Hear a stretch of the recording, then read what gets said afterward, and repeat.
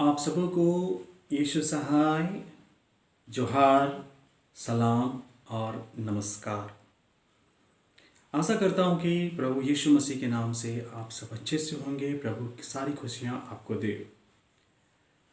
Bible में कई सारे जीव जंतुओं का जिक्र है ना। और आज हम जिस जानवर के बारे में, जिस जीव के बारे में चर्चा करेंगे वो जानवर है गधा। गधा सब लोग देखे हैं, तो उस गधे के बारे में हम लोग जिक्र करेंगे। व्यवस्था विवरण और उसका 22 अध्याय और 10 पद में लिखा हुआ है, बैल और गधे को हल पर एक साथ नहीं जोतना है। मतलब हल में दोनों साइड में या तो दो बैल होना है या दो भैंस होना है। एक में बैल और एक में गधा को नहीं रखना है। पुराने नियम में गधे को, जैसा हम लोग बलि प्रथा पुराने नियम में पाते हैं, तो उस गधे को बलि देना नहीं है। गधे के बदले मेमना देकर गधे को छोड़ देना है ना। पुराने नियम काल से ही गधे को तुच्छ या असम्मान की दृष्टि से देखा जाता, उसको मानते नहीं थे। और न्यायों की पुस्तक 5 अध्याय 10 पद में लिखा हुआ है कि हे उजले गधेयों, हे उजले गधेयों पर चढ़ने वाले। मतलब उस समय बहुत उजले गधे होते थे, मतलब शाइन करने वाले गधे हो सकता है दूसरे देशों में हो सकते हैं आज भी, लेकिन हमारे इंडिया में तो नहीं है। वैसे ही न्याय की पुस्तक में हम लोग पाते हैं 15 अध्याय और 15 पद में, जब इजराइलियों के विरोध में विरोधी जब उनसे फाइट करने के लिए, लड़ाई युद्ध करने के लिए आए, तो शिमशोन जो है मात्र एक गधे के नए जबड़े से, है ना, गधे के एक नए जबड़े से 1000 विरोधियों को मार डालता है। सोचिए, गधे के जबड़े में इतना पावर था कि शिमशोन जो है उस गधे के जबड़े से 1000 लोगों को मारा, शायद जबड़ा टूटा भी नहीं होगा। और एक बड़ा अजीब बात, घटना का जिक्र हम लोग पाते हैं यिर्मयाह नबी की पुस्तक और 22 अध्याय 18 और 19 पद में लिखा हुआ है, योशिय्याह के पुत्र यहूदा के राजा यहोयाकीम के विषय एक बड़ा विचित्र बात लिखा हुआ है कि उसको गधे के समान मिट्टी दी जाएगी, वह घसीट कर यरूशलेम के फाटकों से बाहर फेंक दिया जाएगा। पता है, गधे को जो है घसीट कर बाहर ले जाया जाता है गांव के बाहर, और उसे मिट्टी दी जाती है। ऐसे ही एक राजा के बारे में जिक्र कि उसको भी ऐसे ही मिट्टी दी जाएगी। आगे बढ़ते हैं, नए नियम हम लोग पाते हैं मत्ती रचित सुसमाचार 21 अध्याय और 5 पद में कि सियोन की बेटी से कहो, देख तेरा राजा तेरे पास आता है, वह नम्र है और गधे पर बैठा है, वरन लादू के बच्चे पर। और ऐसा ही यूहन्ना रचित समाचार 12 अध्याय और 15 पद में लिखा हुआ है, जैसे लिखा, हे सिय्योन की बेटी मत डर, देख तेरा राजा गधे के बच्चे पर चढ़ा हुआ चला आता है।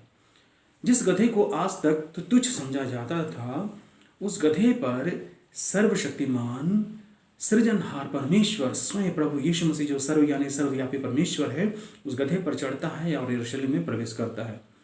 जिस गधे को कल तक तुच्छ समझा जाता था, आज वो गधा जो है सम्मान पा रहा है ना। तो हमारा प्रभु जो है हर एक किसी को समान से देखता है, सबको सम्मान देता है। लेकिन जिस घटना का आज हम लोग जिक्र करेंगे, जिस गधे का आज हम लोग जिक्र करेंगे, वो हमें मिलता है गिनती की पुस्तक और उसका 22वां अध्याय। जब सिप्पोर का पुत्र बालाक मोआब का राजा था, उस समय इजरायली लोग मोआब के अरबा क्षेत्र में डेरा किए। उनकी संख्या काफ़ी थी, और जो है बालाक जो है उस संख्या को देखकर वो घबरा जाता है। पहले से ही वही इजरायलियों के बारे में सुना था कि इजराइल का जो परमेश्वर उनके साथ साथ रहता है और प्रत्येक युद्ध में उन्हें विजय दिलाता है।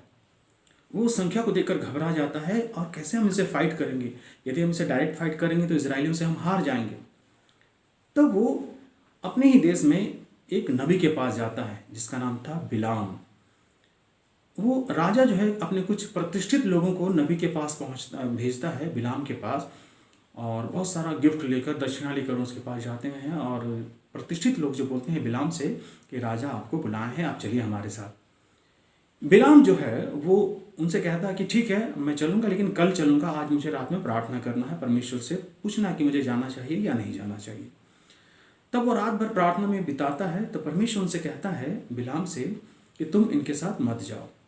तो बिलाम जो है वो प्रतिष्ठित लोगों को, जो राजा की तरफ से आए थे उनसे कहता है कि मैं नहीं जा पाऊंगा। तब वो लोग सोच छोड़कर चले जाते हैं। कुछ समय बाद फिर राजा और भी ऊंचे प्रतिष्ठित लोगों को, असंख्या में ज़्यादा ऐसे लोगों को जो है वो बिलाम के पास भेजता है। बिलाम बोलता है कि ठीक है, मैं परमेश्वर से पूछूंगा, रात भर मुझे प्रार्थना करने दीजिए। और वो प्रार्थना करता है। परमेश्वर बोलता है कि तुम इनके साथ जाओ जरूर से, बट राजा जो कहेगा वो काम तुमको नहीं करना है। अब वो सुबह उठता है बिलाम, पता नहीं वो क्या सोचा और किस उद्देश्य से वो तुरंत तैयार हो गया जाने के लिए। जब वो जा ही रहा था, लिखा हुआ है कि कुछ दूर चलने के बाद गधा जो है वो सीधा जाने के बजाय वो दिशा मोड़ लेता है, इधर उधर चला, खेत पर उतर जाता है। तो बिलाम को आता गुस्सा, वो गधे पर तार तार तार तार डंडा से मारने लगता है। फिर गधा को राइट रोड में लाता है, सही जगह में, फिर चलने लगता है। फिर लिखा हुआ कि फिर गधा जो है टेढ़ा रास्ता पकड़ता है और एक गली में घुस जाता है। बिलाम को आता है गुस्सा, फिर वो गधे को मारने लगता है। फिर थोड़ी दूर आगे जाने के बाद वो गधा जो है एक पतला सकरा गली में घुस जाता है, जहाँ पर गधा भी खुद नहीं घुस सकता, उस गली में वो घुस जाता है। और लिखा हुआ है कि वो इतना पतला रास्ता था कि बिलाम का जो है घुटना, पैर छिलने लगे। दीवार में रगड़ा रहा है तो पैर छिलने लगा और गधा जो बैठ जाता है। अब बिलाम नबी का जो है गुस्सा 7वें आसमान पर। अब वो क्या करता है, डंडा निकालता है और गधा को दे दनादन मारने लगता है। एक आश्चर्य कर्म वहां पर होता है। परमेश्वर उस गधे का मुंह जो है खोल देता है। कहने का तात्पर्य यह है कि गधा जो है मनुष्यों की बोली बोलने लगता है। गधा अपने मालिक बिलाम से पूछता है कि तुम मुझे क्यों मार रहे हो? क्या मैं तेरा वही गधा नहीं जिसको तुम बचपन से मेरे साथ रखे हो ना? क्या मैं तेरा वही गधा नहीं जिसे तुम बचपन से पाले हो? और आज तुम मुझे क्यों मार रहे हो? बिलाम कहता क्यों ना मारे, तुमको जाना है उधर, तुम जा रहे हो उधर। बोलता है मैं इधर उधर नहीं जा रहा हूं। आगे परमेश्वर का दूत नंगी तलवार लिए खड़ा है। अगर हम वहां जाएंगे तो मैं तो मरूंगा ही, तुम भी मारे जाओगे। तब बिलाम देखता कुछ तो नहीं दिखाई दे रहा आगे।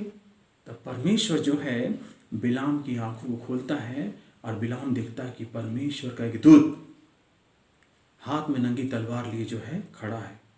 तुरंत नतमस्तक हो जाता है और क्षमा मांगता है, प्रभु मुझे माफ कीजिए। तब परमेश्वर जो है, परमेश्वर का दूत कहता है कि अगर तुम और आगे आते तो मैं गधा को तो बख्श देता, लेकिन तुम्हें मैं जरूर मार डालता। कहने का मतलब यह है कि परमेश्वर के विरुद्ध में कुछ काम नहीं करना है। और दूसरा जो इंपॉर्टेंट हमारे लिए आज का विषय है, शिक्षा का विषय, कि परमेश्वर यदि गधा से मनुष्यों की बोली बुलवा सकता है तो हमसे और आपसे क्यों नहीं। हम परमेश्वर के जीवित गवाह हैं। अपने जीवन में प्रभु के लिए गवाह का कारण बनी, है ना। प्रभु यीशु मसीह ने बड़ा सुंदर एक शब्द कहा है जिसको हम लोग लूका रचित सुसमाचार 19 अध्याय और 40 पद में पाते हैं कि मैं तुमसे कहता हूं कि यदि ये चुप रहें तो पत्थर चिल्ला उठेंगे, है ना।